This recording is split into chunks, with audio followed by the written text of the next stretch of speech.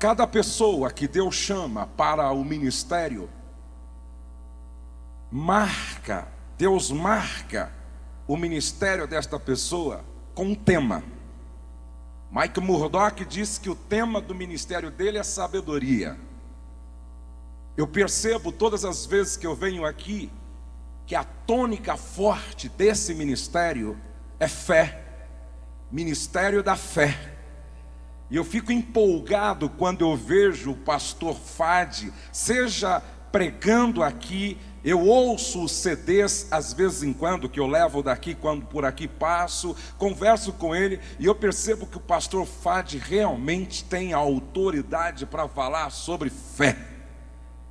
Eu conheço alguns pregadores que a tônica do ministério é salvação. Preguei esses dias do pastor Vilarindo, e eu fico impressionado como o tema do ministério dele é salvação de almas, evangelismo pessoal. Ele prega uma mensagem de 15 minutos, faz o apelo e uma multidão se converte. Eu conheço amigos que pregam e oram, e há um processo de cura que se desencadeia, e pessoas vão sendo curadas e tratadas. E o tema do meu ministério, para quem não sabe, é família. Já fazem quase 20 anos que eu venho profetizando às famílias, aos casais, aos jovens no Brasil. Deus me chamou para falar às famílias. Deus me chamou para exercer um ministério sacerdotal voltado para as famílias. Por isso hoje, rapidamente, eu quero vos trazer uma palavra nessa direção. Você já encontrou o 2 Crônicas, capítulo 7, verso 14, onde está escrito assim: se o meu povo, que se chama pelo meu nome, se humilhar, diga comigo, se humilhar, e orar, buscar a minha face, mais forte, buscar a minha face.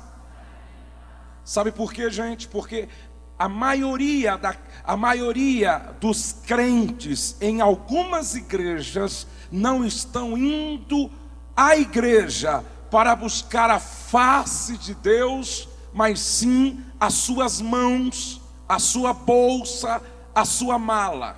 Esse é o grande problema da teologia da prosperidade. Não leva o povo à busca da face de Deus, e o resto é consequência.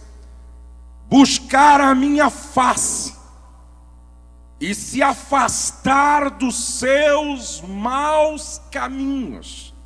E se afastar dos seus maus caminhos. Dos céus o ouvirei, perdoarei o seu pecado, e curarei e sararei a sua terra. E essa terra, fazendo uma aplicação, pode ser sua família. Sararei a tua família, sararei o teu casamento, sararei a terra do seu coração, sararei os relacionamentos que estão contaminados, poluídos, adoecidos. Vou ler de novo o versículo. Se o meu povo que se chama pelo meu nome se humilhar e orar, buscar a minha face e se afastar dos seus maus caminhos, dos céus o ouvirei, perdoarei o seu pecado e sararei a sua terra. Porque família é a prioridade das prioridades no coração de Deus. Porque a Bíblia começa falando de família. O Velho Testamento, o livro de Malaquias termina. Você já prestou atenção no último versículo do Velho Testamento? Converterei o coração dos pais aos filhos e o coração dos filhos aos pais. Você já percebeu como Jesus começa o seu ministério público? Numa festa de casamento que marca o início da construção de uma família. Você já percebeu como Paulo, na sua teologia, dá ênfase à importância, ao valor da família? Você já percebeu como Pedro se preocupou em escrever um capítulo da sua primeira epístola sobre os deveres do homem, os deveres da mulher, sobre família? Família é prioridade das prioridades no coração de Deus. Sabe por quê? Porque a família é uma economia sociocomportamental ideal. Não existe outra que se possa comparar, ou seja, ela é a origem de tudo que se possa pensar sobre relacionamento interpessoal. A família, para os judeus, sempre foi o agente integrador de grupo, o estabilizador emocional e o corretivo psicológico. Por esta razão, preservar a família para os judeus era preservar a pureza do seu povo, da sua nação. A família é o lugar privilegiado. A família é o lugar privilegiado em que se inicia a educação e o exercício da fraternidade e da solidariedade em suas múltiplas formas. Aquilo que se aprende na experiência familiar permanece para toda a vida. Não existe outra oficina que se possa comparar à família na modelagem do caráter do indivíduo. Vou repetir. É na família que se processa a modelagem do caráter do indivíduo. A família também é a modeladora da ordem social. É nela que todos são chamados para servir. E é nessa convivência que aprendemos que quem não serve para nada. Diga para o seu irmão ao lado: quem não serve, não serve. Se você está pensando em construir uma relação de amor com alguém, se você está pensando em construir uma relação amorosa, namoro, noivado, casamento, preste atenção nisso. Quem não serve para ser namorado. Quem não serve para ser noivo. Quem não serve para ser marido. A família é o centro de promoção e laboratório do desenvolvimento cultural, social e humano pela sua própria vocação. Observe que tudo começa a partir da família. A família tem a função de desenvolver as virtudes do homem em sua tríplice dimensão cultural, espiritual e material. A família é a pedra fundamental na construção de um país. A família é a pedra fundamental na construção de um país. A família é a nascente do rio da civilização. A família é a nascente do rio da civilização. A família é o espaço para o crescimento pessoal ou coletivo. Vou repetir. Dá para você repetir isso comigo? A família é o espaço para o crescimento tanto pessoal quanto coletivo. A família é o lugar, ou seja, é na família que está o potencial, é na família que está o potencial e a força da igreja. É na família que está o potencial e a força da igreja. A família é a pedra angular da sociedade. Nenhuma civilização sobreviveu à sua dissolução. Nenhuma instituição pode realizar seu propósito essencial. Nenhuma instituição exerce o seu impacto para o bem ou para o mal. A família é uma ordem da criação. A família é uma ordem da criação. Escute, por favor. A família é um projeto de Deus.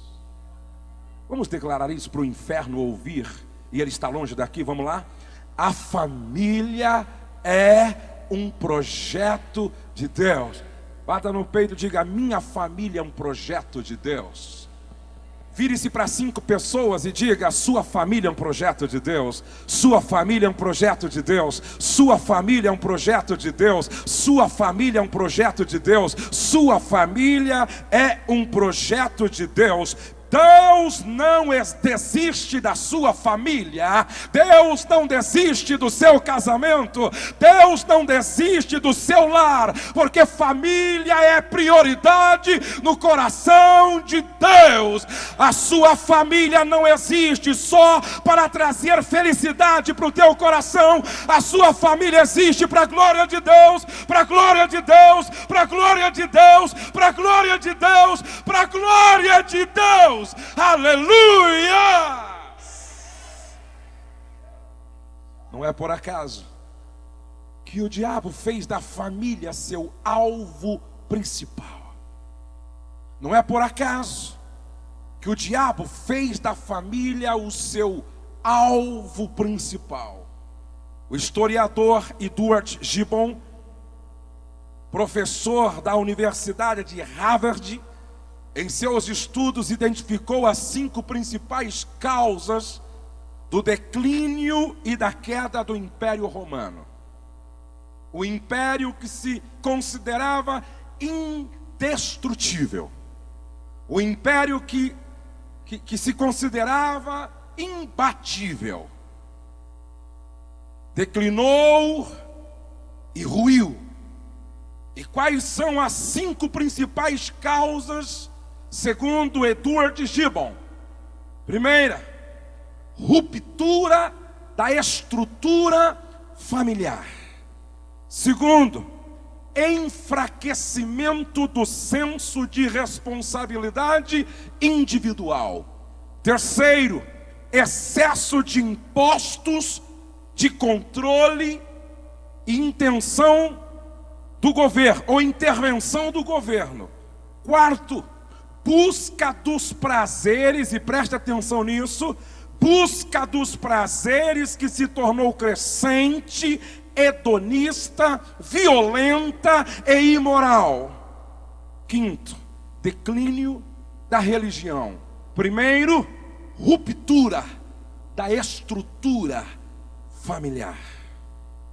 É o que está acontecendo nos Estados Unidos, como potência mundial hoje. Ruptura da estrutura familiar. Uma das causas que levou o Império Romano a ruir. Declinou e ruiu, e hoje só existe nos anais da história. Deixou de ser o que era. A pergunta que fica diante desta introdução feita é esta: quais são os desafios para a família cristã no século 21? Nós não estamos vivendo o tempo da modernidade. Estamos vivendo na pós-modernidade. E nós não podemos fazer uma leitura dos desafios com base na cultura existente dentro do lar de 50 anos atrás.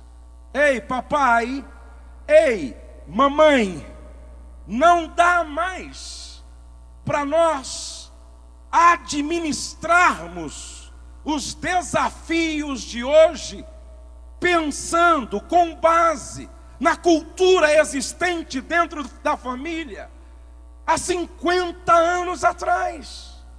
Era um outro tempo, era uma outra realidade. Naquele tempo a família era patriarcal.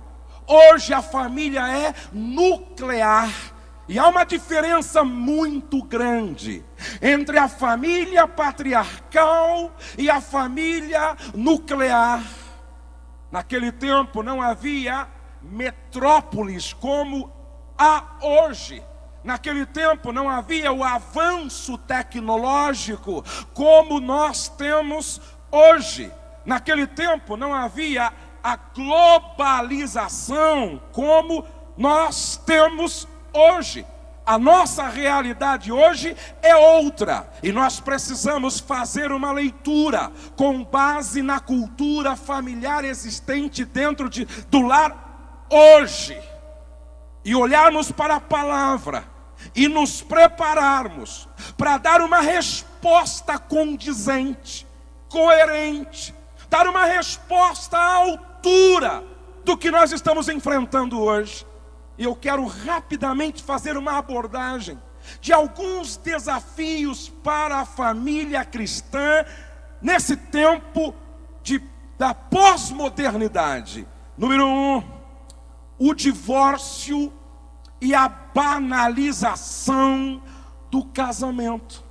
Seria bom que você em casa, casal, você que está noivo e noiva, lesse mais uma vez São Mateus capítulo de número 19. São Mateus capítulo de número 19.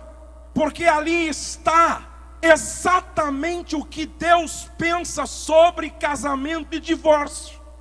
Ali está exatamente o que está no coração de Deus sobre casamento e divórcio. Seria bom que você lesse também Malaquias capítulo de número 2, porque ali também está o que Deus pensa sobre casamento e sobre divórcio. Veja como o divórcio e a banalização do casamento é um desafio para a igreja cristã hoje. Na revista Veja desta semana, nós lemos o seguinte: segundo o IBGE, Instituto Brasileiro de Geografia e Estatística, o número de divórcios este ano, 150.714 pessoas, casamentos foram desfeitos através do divórcio, um aumento de 15,5% em relação ao ano anterior. Desde 1985, o número de divórcio quadriplicou. Para cada 10 pessoas que se casaram no ano passado, havia 3 outras encerrando a vida em comum. Segundo o Instituto de Política Familiar da União Europeia, 1 em cada 2 casamentos na Europa é rompido. Em cada 2 casamentos na Europa, 1 é rompido. Nos Estados Unidos, 1/3 dos casamentos se desfaz antes de completar o 10º aniversário. Escute isso. 1/3 dos casamentos se desfaz antes de completar o 10º aniversário. Antes do 15º aniversário, é assustador, 43% das uniões acabam. No Brasil, segundo o IBGE, a duração média de um casamento é de 11,5 anos. No Brasil, a duração média de um casamento é de 11,5 anos, de acordo com o IBGE. Na Europa, 40% dos casamentos terminam em divórcio. E é interessante, algumas características da sociedade moderna contribuem para as separações. Por exemplo, a busca da individualidade. A ilusão vendida pelo cinema e a televisão de que as uniões devem estar sempre cercadas de paixões. E olhem para cá, por favor. Perguntaram para Jesus assim: por qualquer motivo Pode o homem dar carta de divórcio à sua mulher, por qualquer motivo? Jesus disse: não leste que desde o princípio Deus fez homem e mulher, e disse: por isso deixará o homem seu pai e sua mãe, e se unirá à sua mulher, e serão os dois uma só carne. O que Deus uniu, não separa o homem. No princípio não foi assim. O que Deus estava dizendo é que quando Ele projetou o casamento, lá no seu projeto, não constava infidelidade, não constava traição, não constava adultério, não constava divórcio, não constava famílias quebradas. Escute, por favor, no projeto original de Deus não havia divórcio. O divórcio é consequência da queda, o divórcio é consequência do pecado, o divórcio é consequência daquilo que o diabo gerou no coração do homem. Se dependesse só de Deus, não haveria divórcio, porque quando o divórcio acontece, não ganha Deus, não ganha a igreja, não ganha as famílias de origem, não ganha o homem, não ganha a mulher. O único que ganha é Satanás. Mas Jesus se manifestou para desfazer as obras do diabo. E se você crê, o milagre pode acontecer. Oh, aleluia! Eu gostaria, com muito respeito às pessoas que foram vítimas desse acidente de percurso, eu gostaria que você dissesse pelo menos para 3 pessoas: Deus odeia o divórcio. Isso está em Malaquias 2:16. Deus odeia o divórcio. Oh, gente, Deus odeia o divórcio. Deus odeia o divórcio.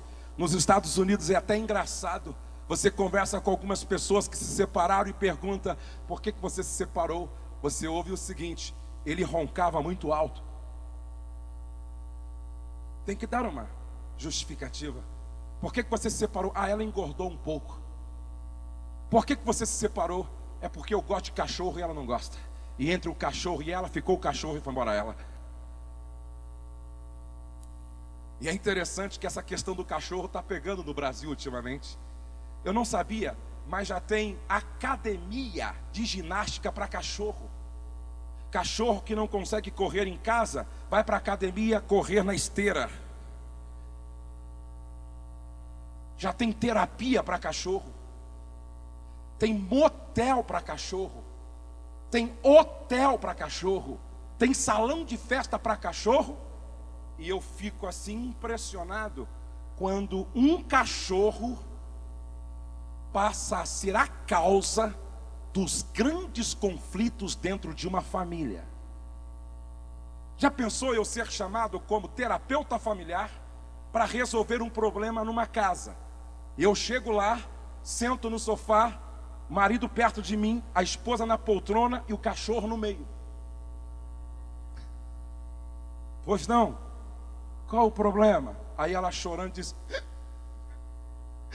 o cachorro, pastor. Eu já disse para ele que entre o cachorro e ele, vai embora ele, porque eu fico com o cachorro. Aí o cachorro olha para mim e fica pensando: quem será de nós 3 é o mais cachorro?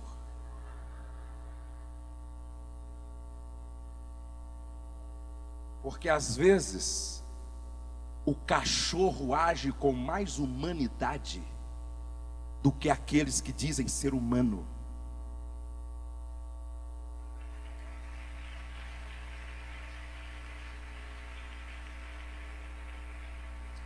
Eu estava na igreja do pastor Israel Marcelino, pastor Fábio conhece, e eu ministrava num encontro de casais. E aí eu falando sobre essa questão do cachorro, ele disse: pastor Josué, deixa eu contar uma experiência que eu tive. Foi comigo. Fui pregar em uma igreja, me colocaram hospedado na casa de um casal. Fiquei 3 dias lá. Aparentemente parece que o casal vivia muito bem, muito bem. Eu fiquei assim impressionado com a delicadeza, a educação, a forma que eles se tratavam. Porém, quando chegou o dia de eu ir embora, o marido me chamou ao lado e disse: ore pelo meu casamento, nós estamos para se separar. Quanta gente vivendo de aparência, quanta gente vivendo que faz de conta que está tudo bem, quanta gente vivendo de fachada, quanta gente vivendo com um verniz religioso, uma coreografia bonita na hora do culto, mas lá no recôndito da casa, só Deus sabe como as coisas estão. Você pode esconder de todo mundo, mas os olhos do Senhor são como chamas de fogo que penetram o impenetrável. Ele sabe de todas as coisas. Foi por isso que Ele me trouxe aqui para dizer a você: hoje é o dia de dar um basta a Satanás e experimentar a vitória de Deus dentro da sua casa. As fortalezas levantadas pelo diabo têm que começar a cair nesta noite, no poder do nome de Jesus, do sangue de Jesus, da palavra de Jesus e do Espírito Santo que se move nesta casa. Quantos creem nisso? Levante a sua mão e glorifique o nome daquele que é o Senhor da família. Aleluia! Glória a Deus. E aí o pastor disse assim, eu perguntei para o casal, para o marido, qual o problema? Ele disse: um cachorro. Esse cachorro chegou em casa pequenininho, vira-latinha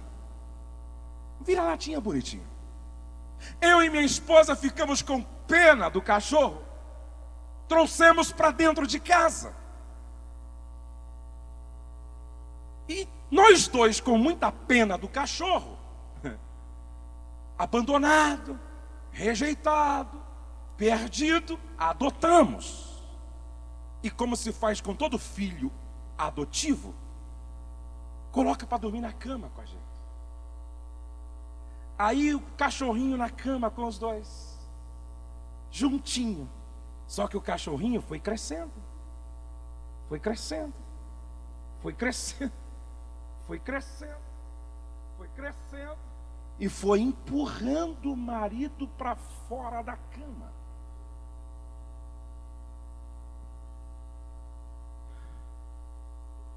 Só para vocês terem uma ideia, o cachorro passou a ser o centro das atenções, e o apego obsessivo ao cachorro fez com que a mulher mandasse o marido dormir na sala, porque para ela não era justo tirar o cachorro do lugar dele, ou da cama.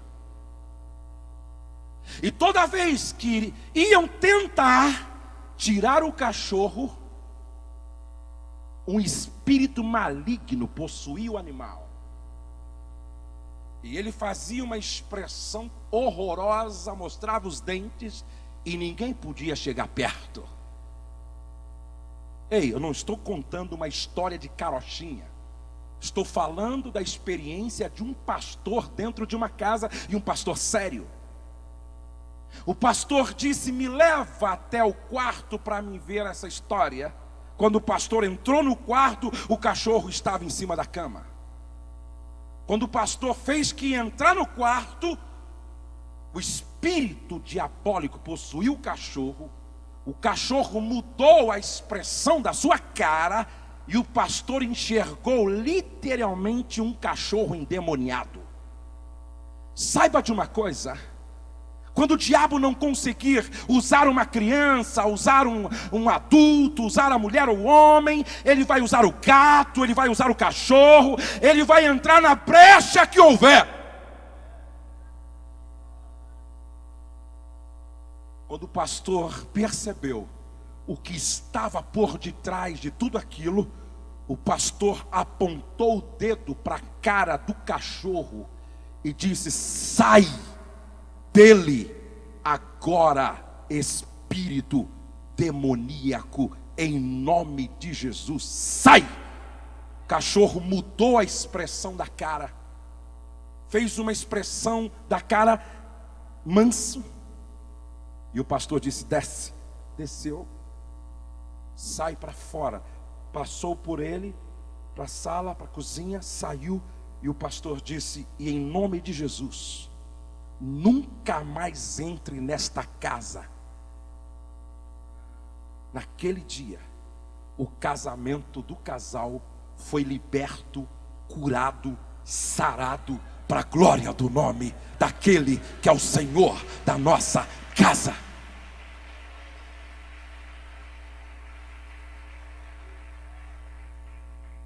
Eu sei que Deus está falando com pessoas aqui.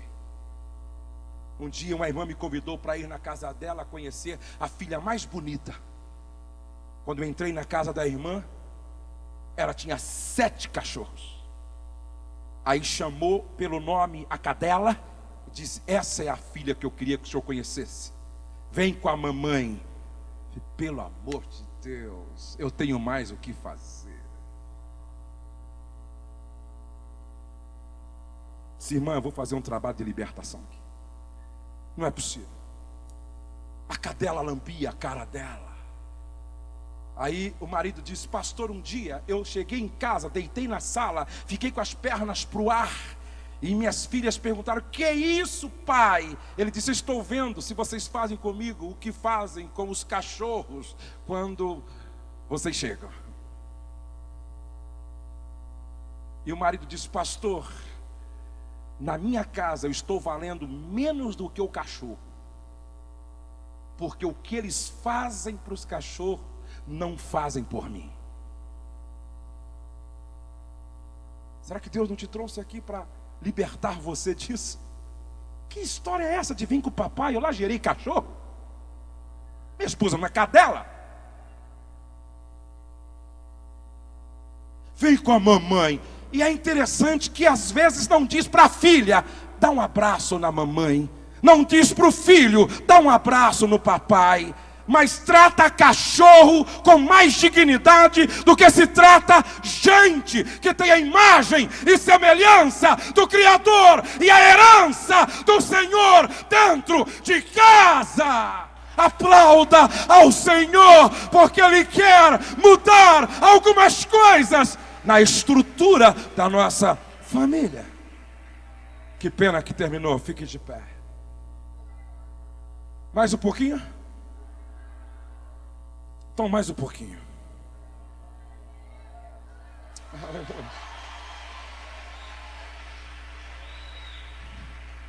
Número 2. A mulher no mercado de trabalho e o processo de terceirização da educação dos filhos. A emancipação feminina está no centro do fenômeno dos divórcios. Não foi isso que Deus pensou quando, através de Jesus, estava resgatando a dignidade da mulher. Não foi isso. Deus não queria que o resgate da dignidade da mulher fosse o fenômeno ou o centro do fenômeno dos divórcios. Não. Pastor, o senhor é contra a mulher ocupando o seu espaço na política? Não. Pastor, o senhor é contra a mulher ocupando o seu espaço no mercado de trabalho, sendo executiva, administradora de empresa, gerente, sendo comandante, sendo coronel, capitão? Não, não sou contra. Só que eu não posso fechar os meus olhos para o que está na palavra de Deus, no Salmo de número 128. O Salmo de número 128 coloca o homem no mercado de trabalho como o provisionário, o provedor do trabalho das tuas mãos comerás. E coloca a mulher no interior da tua casa como videira frutífera. E coloca os filhos não na creche, não nas mãos da empregada como educadora, mas coloca a roda da tua mesa como rebentos de oliveira. A pergunta é esta: quem está educando os nossos filhos? Quem está treinando os nossos filhos? Quem está formando os nossos filhos? Quem está construindo o caráter dos nossos filhos? Fiquei impressionado com uma grande executiva de uma grande empresa nos Estados Unidos, como aquela que era a primeira pessoa, a mulher forte da HP. Como aquela mulher chegou no topo da empresa, mas de repente acontece uma situação com um dos seus filhinhos, um vexame, uma vergonha, uma decepção na escola, por causa da ausência dela e do papai. Ela acordou com o marido, fez uma aliança com o marido: você prossegue na sua carreira bem-sucedida, eu vou abrir mão de ser uma executiva e vou para minha casa cuidar dos meus filhos em tempo, porque nenhum sucesso justifica o fracasso de uma família. Nenhum dinheiro do planeta justifica perder uma filha para as drogas, perder um filho para o mundo do homossexualismo, das gangues, da bandidagem. Quanto vale uma família? Quanto vale um casamento? Quanto vale uma filha? Quanto vale um filho? Saiu na imprensa do mundo o que o Pelé disse quando ele entrou num presídio. O Pelé, a referência, a marca, uma das marcas mais conhecidas no planeta, o homem honesto, reto, íntegro, o Pelé, quando ele entra no presídio para visitar o seu filho, que se envolveu com tráfico de drogas, ele chora de vergonha e disse: eu gastei todo o meu tempo atrás da construção do meu nome, da minha marca, do meu sucesso, e esqueci que estava perdendo meu filho para as drogas. Eu daria todo o dinheiro que fosse necessário para não estar vivendo esse tempo de vergonha e de decepção. Qual é a distância entre você e seus filhos? Sabe, gente, os nossos filhos estão sendo sustentados à base de presentes. É computador, internet, Game Boy, PlayStation, tênis da Nike, camiseta de marca, calça de marca, dinheiro, mesada. Quantos rapazes e moças e adolescentes estão dizendo: eu preferia morar no lugar mais simples, ganhar menos presente, mas ter mais da presença dos meus pais ao meu lado. Isso tem me feito refletir sobre até onde vale a pena entrar num ativismo doentio que aplaca a consciência e faz você subir a escada do sucesso correndo para chegar lá em cima e descobrir que a sua escada foi colocada na parede errada. E como é duro ter que descer e começar tudo de novo. Como vai a sua casa? Como vai a sua família? Como vai o seu lar? O avanço tecnológico, os efeitos negativos. Ah, pastor, é maravilhoso hoje. Celular, internet rápida, sem fio agora. Pastor, é maravilhoso. Os jogos eletrônicos. Pastor, é maravilhoso. Você não fica muito tempo na fila do banco. Tem muita caixa eletrônica agora. Pastor, é maravilhoso. Eu estava nos Estados Unidos esses dias.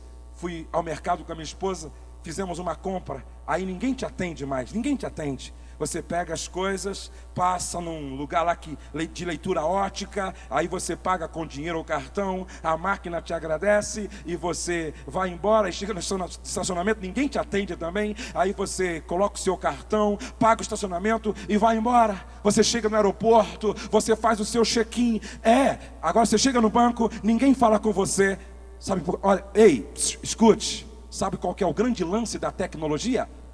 Desumanizar o homem, fazer o homem se relacionar com a máquina, se tornando tão frio quanto é a máquina, fazer o homem perder a sensibilidade, porque na proporção que você vai deixando de se relacionar com pessoas e vai se relacionando com a máquina, você vai perdendo a sua sensibilidade. O que me mantém sensível é a forma como eu me relaciono com Deus, comigo mesmo e com o ser humano.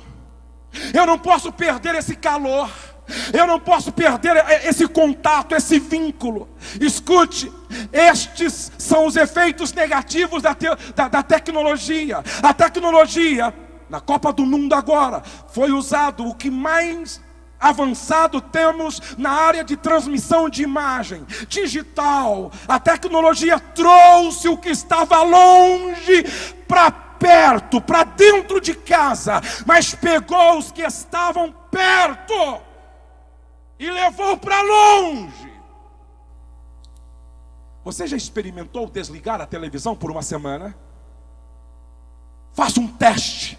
Chegue na sua casa, faça um acordo com a família, jejum de uma semana de televisão, todas, a do banheiro, o do quarto, da cozinha, da sala, do quartinho dos fundos, da varanda. Outro dia eu estive em uma casa que eu não sei qual era o cômodo que não tinha televisão. Faça um teste. Desligue todas as televisões por uma semana. Você vai ver que a televisão se tornou a ladra da moeda de maior valor que temos, chamada tempo. E aqui entre nós, só no Brasil, algumas coisas da Ibope subestimando a inteligência do brasileiro. Tem alguns programas que quando eu olho rapidinho, eu me sinto assim, estão me chamando de burro, burro, burro. Porque só no Brasil deixa um grupo cantando 1 hora, porque da Ibope, aquela música, vai na praia, vai na praia, vai na praia, vai na praia, vai na praia. Gente, só no Brasil.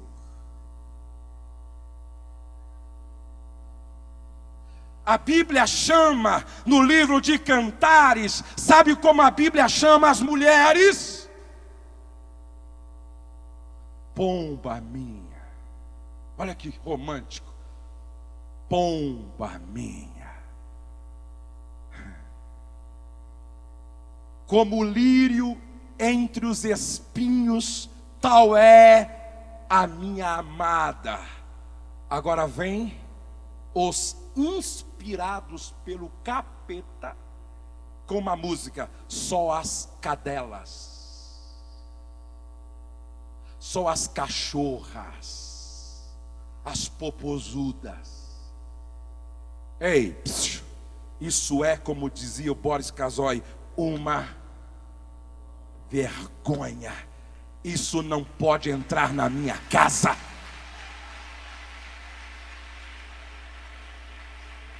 Diga para o seu irmão ao lado: sua casa precisa ser terra santa.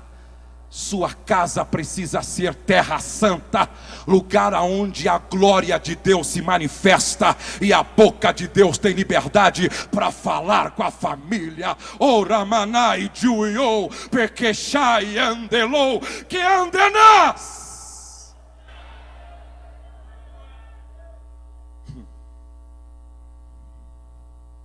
Nós temos um outro desafio. São os tipos de famílias diferentes. Família nuclear. Não querem filhos, marido, mulher e cachorro. Família do primeiro divórcio. Família do segundo divórcio. Família do terceiro divórcio. Família do quarto divórcio. E outro dia eu conversando com um rapaz e ele me dizia: meu pai já casou 6 vezes. Tem filhos com todas as outras mulheres. Dá para imaginar a bagunça quando todos se encontram. Quem é sua mãe mesmo? Quem é seu pai mesmo? Você é filho de quem mesmo? Eu sou o que seu?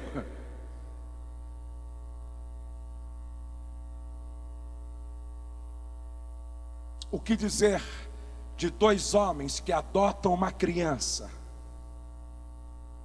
e aquele que é o delicado, o afeminado, faz a criança crescer, chamando-o de mamãe.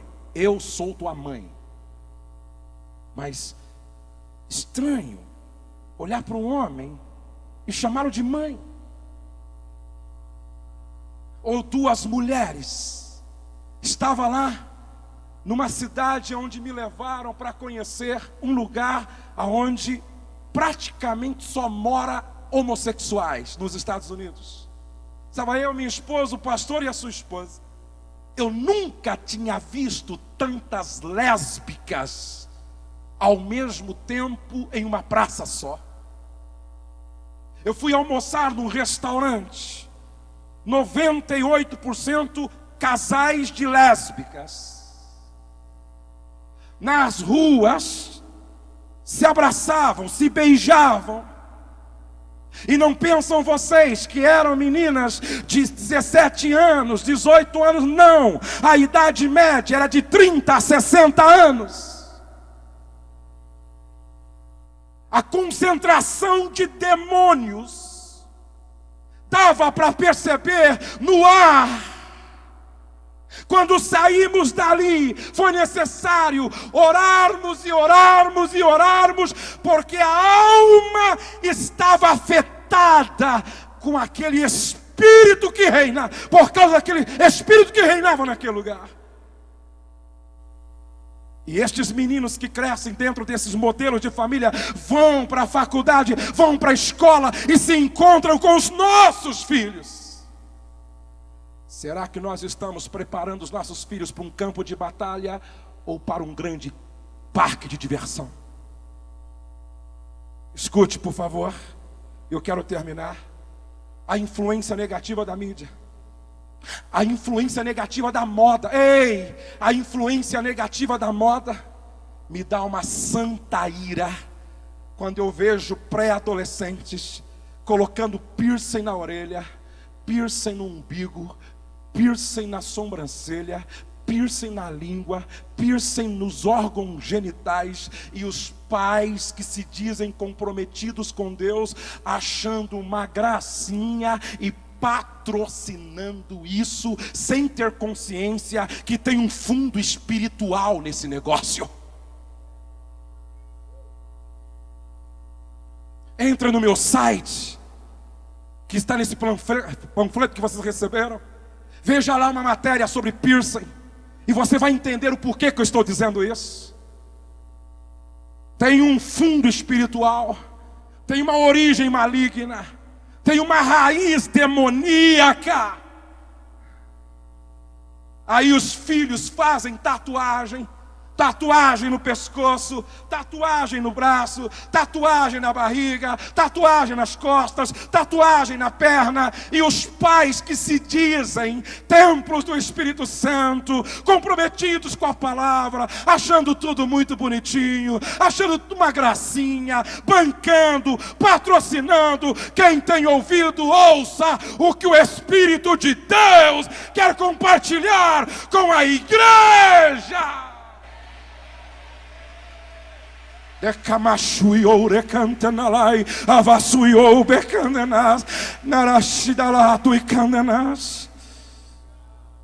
Eu sinto a glória de Deus neste lugar. Eu sinto a glória de Deus neste lugar. A internet tem sido a mais perigosa arma hoje disponível nas mãos de Satanás.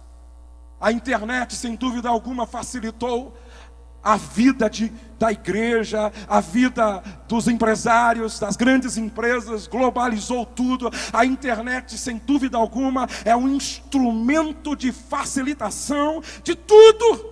Mas quando usada de forma irresponsável, se torna a grande arapuca de Satanás dentro de casa. O que dizer do Orkut?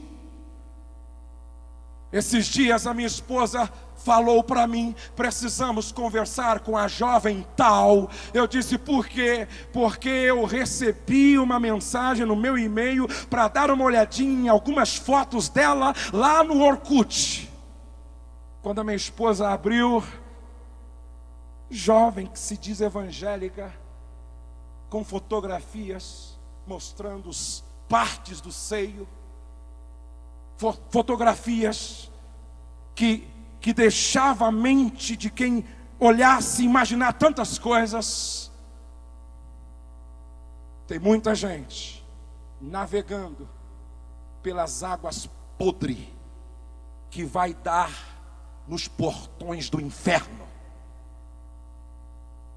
Outro dia socorri um garoto de 13 anos, porque os pais me procuraram desesperados, família nobre, os pais, professores universitários, foram até a minha cidade, porque eu trabalho nessa área, para que eu orientasse eles e o filho de 13 anos, numa brincadeira, numa sala de bate-papo, começou a desenvolver uma tendência homossexual e foi se aprofundando nessas águas podres da internet, até ter um caso com um outro homem. Quando o pai descobriu, por acaso, teclando no MSN, do outro lado havia alguém, o pai fazendo o que era o filho, sem saber, na brincadeira, descobriu que estava falando com um homossexual, e ele foi dando corda na conversa. Quando ele percebeu onde é que ele estava entrando, ele foi verificar os arquivos temporários, chamou o filho para uma conversa séria, descobriu que o filho já estava até o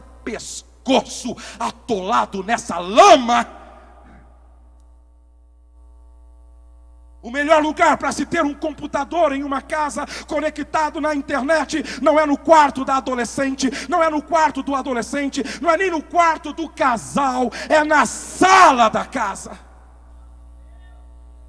aonde o homem fiscaliza a mulher. Ei, irmã, não é normal um homem ficar até às 5 horas da manhã na internet e depois dizer para a esposa que estava evangelizando.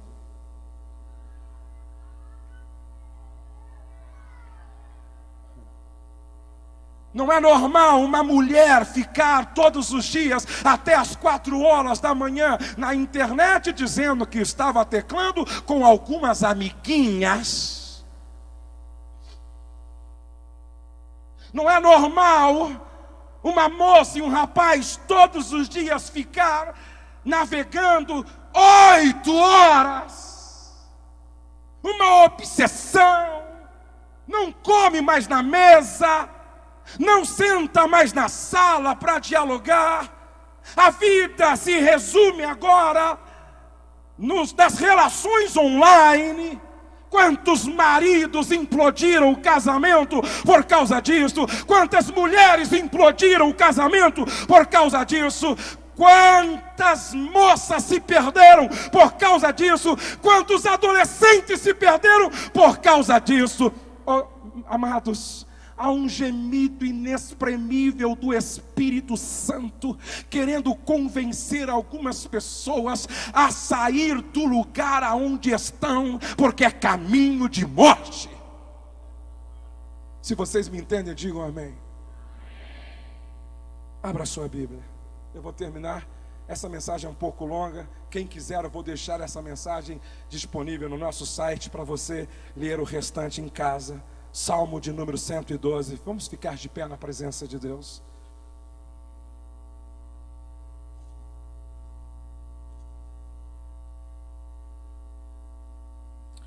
O que é que o Senhor quer dizer para nós hoje à noite? Se o meu povo, deixa a Bíblia aberta aí, por favor. Se o meu povo, não é esse texto que eu estou lendo, eu vou ler depois. Deixa a Bíblia aberta aí no Salmo 112, tá bom? Se o meu povo, que se chama pelo meu nome, se humilhar, diga se humilhar. Se humilhar aqui é reconhecer. Reconhecer que não está bom. Reconhecer que algumas coisas precisam ser mudadas. Reconhecer, se humilhar e orar. Diga e orar. Mais forte, e orar. Ei, se você não está orando, eu quero te dar uma palavra. O diabo não respeita quem não ora. O diabo não respeita quem não ora. Numa casa onde não há oração, essa casa está sem muro espiritual, está sem proteção. Quem não ora, morre. Em muitas áreas da vida morre. Quem não ora, morre. A oração é o termômetro que mede a nossa espiritualidade. Você está orando? Ah, pastor, não tenho tempo. Quem é que pega a fila aqui? Levante a mão. Quem pega a fila no banco, na padaria, na farmácia, no trabalho, sei lá onde? Quem é que pega a fila aqui? Levante a mão. Então você tem tempo de orar.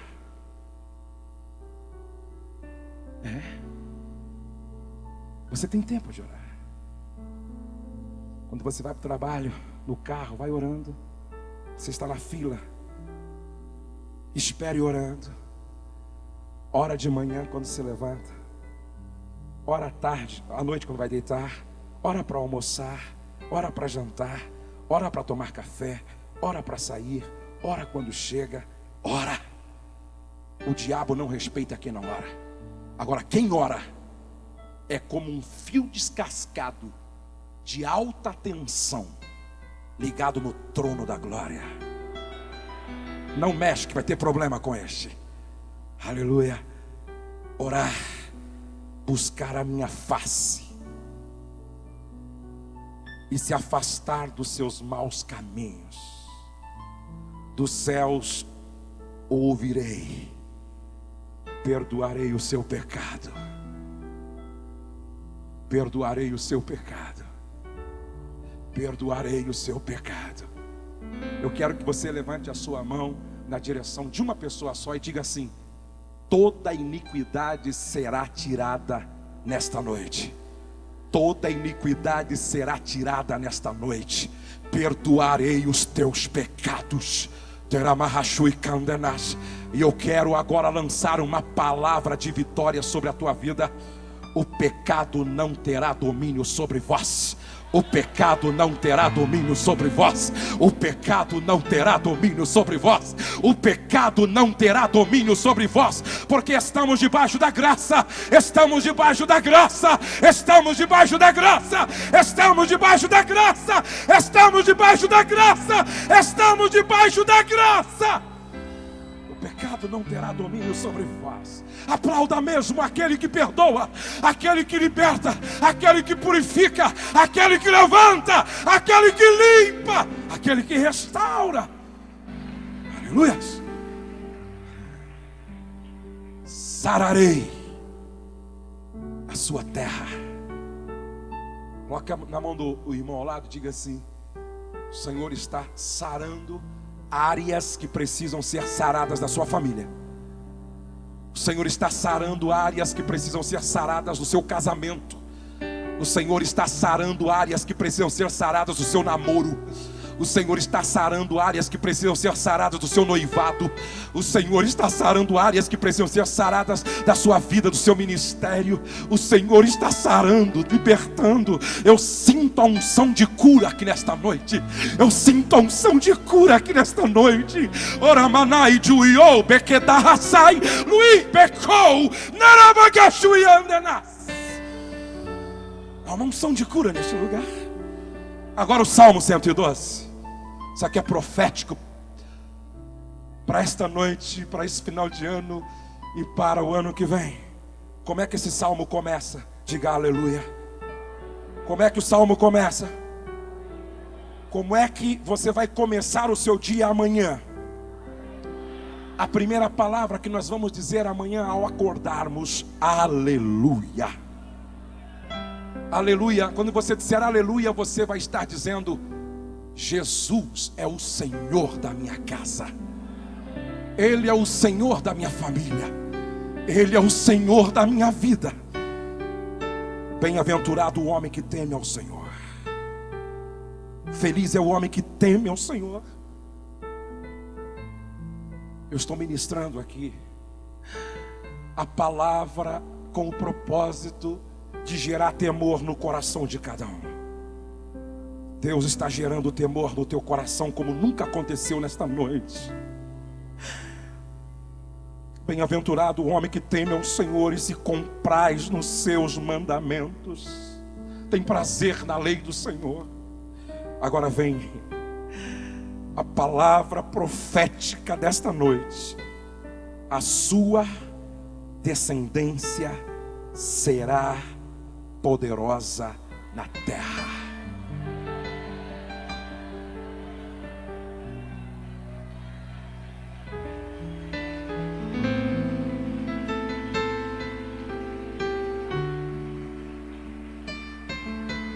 Não importa se o teu avô foi alcoólatra, o seu bisavô.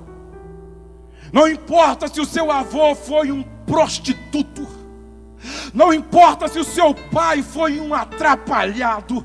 O que a Bíblia está dizendo: se você teme ao Senhor e o teu prazer está aqui na palavra do Senhor, da sua vida para frente, a sua descendência vai ser poderosa. A sua descendência vai ser poderosa. A sua descendência vai ser poderosa. A sua descendência vai ser poderosa. Abençoada vai ser a sua geração. Na sua casa haverá prosperidade e riqueza, e a justiça vai permanecer para sempre dentro da sua casa. Você não vai entrar o ano com o pé direito. Você vai entrar com o pé direito, com o pé esquerdo, com a mão direita, com o pé esquerdo. Você vai entrar com o corpo todo envolvido pela bênção do Deus de toda a glória. Agora preste atenção, preste atenção. Levante a sua mão assim, por favor, como quem está recebendo mesmo. A sua descendência vai ser o quê? Levante a sua mão assim, por favor. Isso aqui é uma palavra de ordem por alguém que está pregando porque acredita nisso. Se a tua descendência vai ser poderosa na terra, na sua descendência não haverá prostituta. Na sua descendência não haverá homossexual. Na sua descendência não haverá toxicômanos. Na sua descendência não haverá ladrões e bandidos. Na sua descendência não haverá pessoas com o caráter deformado. A sua descendência vai ser poderosa na terra. Na sua descendência vai haver homens e mulheres cheios do Espírito Santo. Na sua descendência vai haver profetas da palavra do Senhor.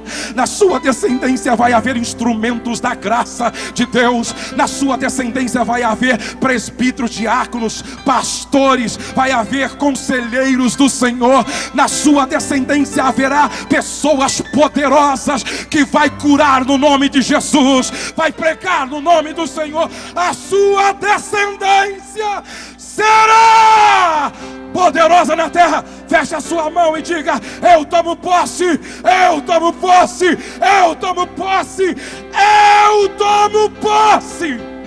esta palavra do Senhor para a minha vida. E vamos aplaudir aquele que é digno de receber toda a honra, toda a glória, todo o louvor.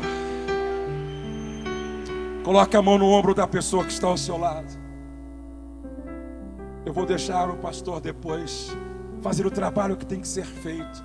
Se for o apelo, se for a oração, como foi dito no começo, pelos projetos e sonhos. Mas eu quero apenas orar pela sua família. Feche os teus olhos, curve a sua cabeça. O Senhor nos trouxe aqui, Pai, porque queria nos ensinar algumas verdades, nos alertar sobre algumas coisas. Tu és um Deus que nos conhece mais do que nós nos conhecemos. Tu és um Deus que sonda, que esquadrinha. O Senhor conhece a sala, o quarto, a cozinha. O Senhor conhece a alma, o espírito, o coração, todas as gavetinhas da nossa vida. O Senhor pode fazer além do que nós pedimos ou pensamos. Nós não queremos que a nossa família se perca. Muito pelo contrário. Nós queremos que a nossa família seja aquilo que o Senhor quer que ela seja. Nós queremos que a nossa família viva para o louvor e glória do Teu nome. Nós queremos que a nossa casa seja o lugar da habitação da Tua presença. Nós queremos que a nossa casa seja a terra santa, lugar onde a Tua glória se manifesta e aonde o Senhor fala conosco. Deus, muda o que precisa ser mudado em nossas casas, altera o que precisa ser alterado, quebra o que precisa ser quebrado, tira o excesso e coloca o que está faltando. E na autoridade do Teu nome, Jesus, nós nos levantamos nesta noite contra toda obra de Satanás, contra toda obra do diabo. Caia por terra agora toda fortaleza levantada contra a família, toda fortaleza levantada contra o casamento, toda fortaleza levantada contra os filhos, caia por terra agora, em nome de Jesus, em nome de Jesus, em nome de Jesus.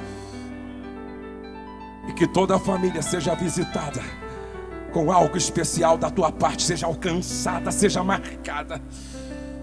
E que todos voltem para casa conscientes de que nesta noite o Senhor marcou a nossa família de uma maneira muito especial.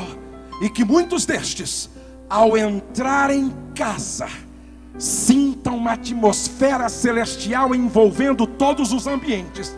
E se lembrem de que algo poderoso começou a acontecer a partir de hoje. Eu peço que seja assim, Pai. Levanta uma muralha de fogo intransponível ao redor de cada lar aqui. Pai, continua com esta muralha de fogo ao redor do pastor Fadi, da família de cada pastor aqui, e que todos estejam guardados, protegidos.